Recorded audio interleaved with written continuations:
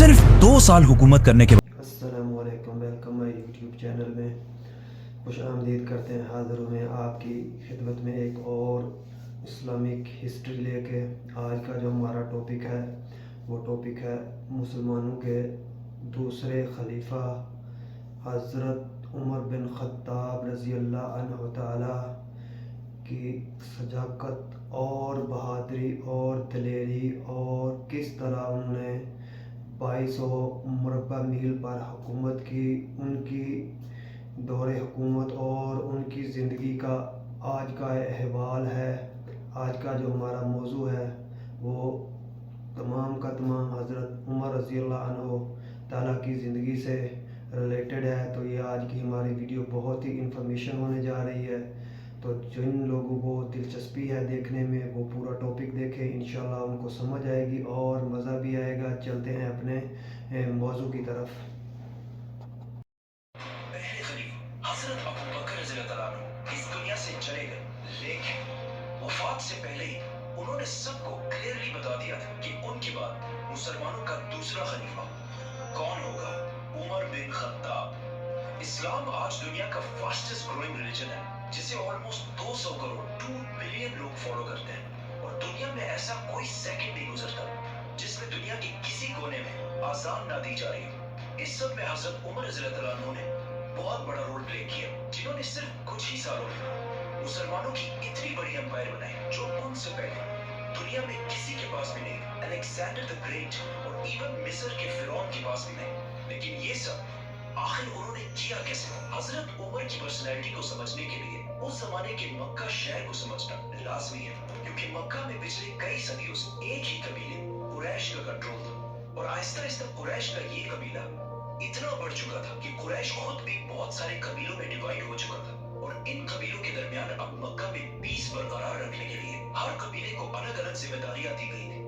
قریش کے 3 سب سے طاقتور قبیلے تھے، جس میں رسول اللہ صلی اللہ علیہ وسلم کے قبیلے بنو ہاشم کے پاس قریش کی بنو ہاشم حضور صلی اللہ علیہ وسلم کا قبیلہ ریلیجیس پاور تھی، کیونکہ مکہ کعبہ کی وجہ سے عرب کے ریلیجن کا سینٹر تھا، اور بنو ہاشم کے لیڈرز تھے عبد المطلب، اور ان کے بعد ابو طالب۔ قریش کا دوسرا طاقتور قبیلہ تھا بنو امیہ۔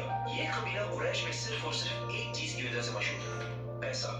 اسی لیے مکہ کی ساری اکانومی یہی فیملی بنو امیہ کنٹرول کرتے، اور اس قبیلے کا لیڈر تھا ابو سفیان۔ اینڈ لاسٹلی قریش کا تیسرا پاورفل قبیلہ بنو مخزوم تھا، جو مکہ میں واریئرز کی فیملی تھی۔ اسی لیے مکہ میں ہر وار جنگ کی پلاننگ یہی فیملی کیا کرتی، اور سب سے زیادہ ہتھیار بھی اسی فیملی کے پاس ہوتے تھے۔ اور بنو مخزوم کا لیڈر سب سے پاورفل لیڈرز میں سے ہوتا تھا، جن میں سے ایک کو ابو جہل کے نام سے جانا جاتا ہے۔ لیکن حضرت عمر رضی اللہ عنہ کا تعلق ان تینوں قبیلوں میں سے ایک کے ساتھ بھی نہیں تھا، ان کا تعلق قریش کے ایک دوسرے قبیلے بنو عدی سے تھا، جو قریش کے ایمبیسڈرز کا قبیلہ تھا، مطلب قریش کا ترجمان، اسپوکس پرسن زیادہ تر اسی قبیلے سے ہوتا تھا۔ اور جب بھی قریش کے آپس میں کبھی لڑائیاں ہوتی، ان لڑائیوں کو بھی یہی قبیلہ حل کیا کرتا، اور ان کا لیڈر تھا خطاب، حضرت عمر رضی اللہ عنہ کے والد۔ اسی لیے حضرت عمر کی پرسنالٹی کی یہ سائن حضرت عمر کے والد کہ وہ کسی بھی بڑے مسئلے کو بہت ہی آسانی سے بات چیت اور ڈیبیٹ کے ساتھ حل کر لیا کرتے تھے۔ انہیں اپنے والد کی قبیلے بنو عدی سے ملی، لیکن حضرت عمر رضی اللہ عنہ کی پرسنالٹی کا ایک دوسرا اینگل بھی تھا، جو ہم سب بار بار سنتے رہتے ہیں کہ وہ بہت ہی غصے والے انسان تھے، اور بات بات پر دوسرے کا سر کاٹنے کے لیے تیار ہو جاتے تھے۔ حضرت عمر کی پرسنالٹی کا یہ ٹریٹ حضرت عمر بہت غصے والے انسان تھے۔ انہیں اپنی والدہ حنتمہ بنت ہشام سے ملا تھا، جن کا تعلق بنو عدی سے نہیں بلکہ بنو مخزوم سے تھا، جو قریش کے وار اور جنگ کو سنبھال۔ اس بنو مخزوم کے قبیلے کے مائنڈ سیٹ کو سمجھنے کے لیے یہی کافی ہے کہ اس قبیلے سے حضرت عمر رضی اللہ عنہ کے کزن کا نام خالد بن ولید تھا۔ مطلب حضرت عمر رضی اللہ عنہ لوگوں کو بات چیت سے اچھی طرح سمجھانا اپنے والد سے سیکھا، اور جو لوگ باتوں سے خالد بن ولید کو تو آپ لوگ جانتے ہی ہوں گے۔ نہ سمجھے انہیں ڈنڈے اور تلوار سے سمجھا، انہوں نے اپنے والدہ کے خاندان سے سیکھا۔ رسول اللہ صلی اللہ علیہ وسلم کی زندگی کے بارے میں بہت سارے بکس اور بہت سارے لیکچرز، لیکن انہیں سننے اور پڑھنے میں ہمیشہ ایک بہت بڑا مسئلہ ہوتا ہے کہ آخر ان سارے واقعات میں کون سا واقعہ کب پیش آیا تھا۔ اسی لیے زیادہ تر لوگ کنفیوژن میں پڑے، اسپیشلی بچے۔ اسی مسئلے کو حل کرنے کے لیے house of books is launched prophet Muhammad series, جس میں آپ صلی اللہ علیہ وسلم کی زندگی کے सारे वाकयात लिखे हैं। And what I like the most about this कि इस सीरीज में सारे वाकयात को छोटे-छोटे बुक्स में डिवाइड किया गया है और हर बुक के ऊपर उसका अपना नंबर है ताकि कोई भी स्पेशली बच्चे अगर इसे पढ़े तो एक सीक्वेंस के साथ आप सल्लल्लाहु अलैहि वसल्लम की जिंदगी को प्रॉपर्ली समझ सके। House of books profit series, link in the description. दुनिया की सबसे बड़ी बादशाह खलीफा बनने के बाद एक दिन हजरत उमर मक्का के उस इलाके से गुजरे जहां वो बचपन में ऊंट चराया करते थे और फरमाया कि अल्लाह की क्या शान है कि मेरी जिंदगी में एक वक्त ऐसा था कि मैं यहाँ ऊंट चराया करता था और सिर्फ थोड़ी सी गलती पर मेरा बाप मुझे बहुत मारा करता और आज ऐसा दिन है कि मेरे और अल्लाह के दरमियान दुनिया में कोई भी नहीं। मतलब उस वक्त हजरत उमर रज़ियल्लाहु अन्हु दुनिया की सबसे बड़ी एम्पायर के लीडर और दुनिया के सबसे ताकतवर इंसान बन चुके थे। उनसे पावरफुल कोई भी नहीं था सिवाय अल्लाह। हजरत उमर रज़ियल्लाहु अन्हु मक्का में आप सल्लल्लाहु अलैहि वसल्लम से 12 साल बाद पैदा हुए और जवानी में बहुत टॉल और मस्कुलर होने की वजह से बहुत जल्द ही मक्का के सबसे ताकतवर रेसलर बन गए। मतलब कहा जाता है कि जब वो किसी मक्का के ताकतवर रेसलर बाकी सारे जमीन पर चल रहे और वो ऊंट पर बैठे हुए। मतलब आज के जमाने में अगर देखा जाए तो ऑलमोस्ट 6 फुट 6 इंच या 6 फुट 7 इंच की हाइट। फॉर एग्जांपल ये है नरेंद्र मोदी, एवरेज हाइट, और इनके पास खड़े ये हैं कतर के अमीर तमीम बिन हमाद। हजरत उमर और बाकी एवरेज लोगों में भी इतना ही हाइट डिफरेंस होता होगा या फिर इससे भी ज्यादा।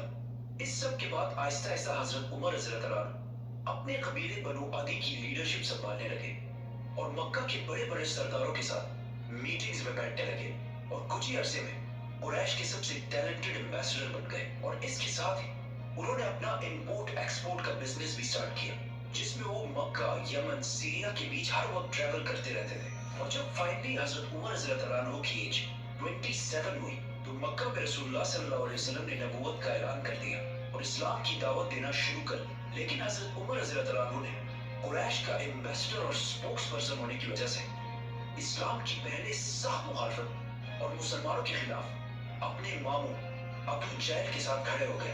इस्लाम से पहले हजरत उमर रज़ियल्लाहु अन्हु की रेपुटेशन कोई इतनी अच्छी नहीं थी क्योंकि वो बहुत सारे एंटी इस्लामिक एक्टिविटीज में इन्वॉल्व रहते थे, मतलब शराब और जुआ वगैरह, और इस्लाम से इतनी नफरत करते थे कि अपने एक गुलाम को सिर्फ मुसलमान होने की वजह से एक दिन उन्होंने इतना मारा कि खुद उसे मार मार कर थक गए। लेकिन जैसे जैसे वक्त गुजरता गया आहिस्ता आहिस्ता हजरत उमर रज़ियल्लाहु अन्हु की पोजीशन मुसलमानों के बारे में थोड़ी बदलने लगी। इसीलिए एक दिन जब वो मक्का में गुलाम के पास से गुजरे जिसे उसके मालिक अबू जहल ने मुसलमान होने की वजह से मार मार कर ऑलमोस्ट बेहोश कर दिया था। जब हजरत उमर ने देखा कि किसी और ने उसकी मदद नहीं की तो खुद जाकर उसे हाथ दिया और उसे उठाया, जिस पर उस गुलाम ने हजरत उमर से कहा कि वल्लाह आप उन दोनों में से बेहतर हैं, जिसकी हजरत उमर रज़ियल्लाहु अन्हु को समझ नहीं आई। इस गुलाम ने उस दुआ की तरफ इशारा किया जो आप सल्लल्लाहु अलैहि वसल्लम ने अल्लाह से की कि या अल्लाह मक्का के इन 2 उमरैन में से एक को इस्लाम की तरफ ला, एक उमर बिन खत्ताब और दूसरा आमर bin Hisham. Umar bin Khattab रज़ियल्लाहु अन्हु ताला के बारे में नबी करीम सल्लल्लाहु अलैहि वसल्लम ने दुआ की थी। अबू जहल मक्का के कुरैश को मुसलमानों से दूर करने के लिए अबू जहल और अबू सुफियान बार बार मक्का के बड़ों की मीटिंग्स बुलाकर उन्हें ये समझाने की कोशिश करते कि मोहम्मद की वजह से हमारा रिलीजन तो खराब हो ही चुका है, लेकिन उसके साथ साथ हमारी इकोनॉमी और इज्जत भी बहुत खराब हो चुकी है। इन सारे मीटिंग्स में बार बार बैठकर एक दिन हजरत उमर रज़ियल्लाहु अन्हु आखिर बहुत तंग आ गए तो उन्होंने आखिर एक ऐसा फैसला किया जो इससे पहले करने की किसी में भी हिम्मत नहीं थी। रसूलुल्लाह सल्लल्लाहु अलैहि वसल्लम को कत्ल करने का फैसला और अपनी तलवार लेकर सीधा दारिया रकम की तरफ रवाना हुए जो मक्का में मुसलमानों का हेडक्वार्टर था। लेकिन अल्लाह ने हजरत उमर को इस सबसे बड़े गुनाह के दौरान ही पलट दी। वो ऐसे कि जब हजरत उमर रज़ियल्लाहु अन्हु दारिया रकम की तरफ जा रहे हैं तो रास्ते में उन्हें अपना बेस्ट फ्रेंड मिला जो इससे कुछ अर्सा पहले सीक्रेटली मुसलमान हो चुका था, लेकिन उसने हजरत उमर रज़ियल्लाहु अन्हु को नहीं बताया। उसने हजरत उमर रज़ियल्लाहु अन्हु को रोका और कहा, उमर कहाँ जा रहे हो? जब हजरत उमर ने उसे बताया तो वो आदमी बिल्कुल डर गया। उसने कहा, रसूलुल्लाह सल्लल्लाहु अलैहि वसल्लम के पास जाने से पहले अपने घर की तो खबर लो। जिस पर हजरत उमर रज़ियल्लाहु अन्हु समझ गए और सीधा अपनी बहन के घर की तरफ रवाना हुए। उमर रज़ियल्लाहु अन्हु की बहन पहले ही अपने हस्बैंड सईद बिन ज़ैद की वजह से मुसलमान हो चुकी। सईद बिन ज़ैद हजरत उमर के बहनोई होने के साथ साथ उनके चचा के बेटे भी थे और उनके चचा ज़ैद रसूलुल्लाह सल्लल्लाहु अलैहि वसल्लम की नबूवत से पहले ही मक्का के रिलीजन को छोड़ चुके थे और हमेशा मक्का के रिलीजन के खिलाफ बोलते रहते। वो कहते थे कि जब हम सबको पता है कि इब्राहिम अलैहिस्सलाम एक खुदा की इबादत करते थे और उनके दूसरे बेटे इसहाक की औलाद बनी इसराइल भी एक ही खुदा की इबादत करते हैं, तो फिर हमने इस्माइल की औलाद ने इतने सारे खुदा कहाँ से लाए? इसीलिए जब हजरत उमर रज़ियल्लाहु अन्हु के चचा की फैमिली को रसूलुल्लाह सल्लल्लाहु अलैहि वसल्लम के इस्लाम का पता चला तो उन्होंने बहुत तेजी से इस्लाम कबूल कर लिया। हजरत उमर सीधा अंदर गए और जाकर सईद बिन ज़ैद को मारने लगे। उनकी बहन फातिमा ने उन्हें बचाने की कोशिश भी की, लेकिन हजरत उमर ने गुस्से में उन्हें भी मार दिया, जिससे उनका खून बहने लगा। तो हजरत उमर ने जब अपनी बहन का खून देखा तो उनको आखिर तरस आया और कहा, मुझे कुरान दिखाओ कि आखिर इसमें लिखा क्या है। और फिर कुरान पढ़ने के बाद फाइनली वो मुसलमान हो गए। ये सारी स्टोरीज हाउस ऑफ बुक्स की प्रॉफिट मोहम्मद सीरीज में डिटेल से मेंशन है। इस्लाम कबूल करने के बाद वो दोबारा दारे अरकम की तरफ रवाना हुए, लेकिन वहाँ अब तक किसी को भी पता नहीं था कि हजरत उमर इस्लाम कबूल कर चुके। तो जब उन्होंने हजरत उमर को बाहर तलवार लेकर खड़ा हुआ देखा तो कुछ मुसलमान तो बिल्कुल डर गए, लेकिन हजरत हमजा रज़ियल्लाहु अन्हु ने कहा, जो इससे कुछ ही अर्सा पहले मुसलमान हुए, उन्होंने कहा कि उमर को आने दो, अगर उसकी नीयत साफ है तो ठीक है, लेकिन अगर उसकी नीयत सही नहीं है तो मैं उसी।